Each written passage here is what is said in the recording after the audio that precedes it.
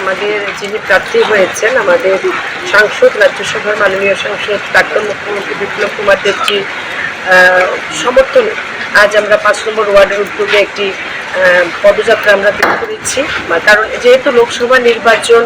আমাদের কাছে সময়টাও খুব কম। আমরা চাইছি প্রত্যেকের ঘর পর্যন্ত যেন আমরা পৌঁছাতে পারি, কিন্তু সেই সময়টা কম বলে আমরা একটু পদযাত্রার মাধ্যমে প্রত্যেকের দ্বারে দ্বারে গিয়ে আমরা আশীর্বাদটা নিয়ে নিচ্ছি এবং খুব সারা, ভীষণ ব্যাপক সারা এই 6 আগরতলা।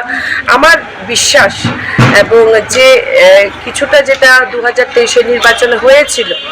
মানুষ বিশেষ করে যারা কমিউনিস্টের যারা বন্ধুরা, যেটা তাদের হয়তো উপলব্ধিতে সেই সময় হয়তো এতটা আসেনি, যে জায়গায় হয়তো বা ভোটটা তারা কিছুটা হয়তো সেই জায়গায় শিফট হয়েছিল, বা কংগ্রেসের যারা বন্ধুরা তারা কিন্তু আমি লক্ষ্য করছি, কারণ 6 আগরতলা যেহেতু আমি নির্বাচনে প্রতিদ্বন্দ্বিতা করেছিলাম, আমার একটা চেষ্টা সেদিন থেকেই যে আমি জিততে পারিনি তো কি হয়েছে, কিন্তু 18,000-এর ওপর মানুষ আমাকে কিন্তু আশীর্বাদ করে।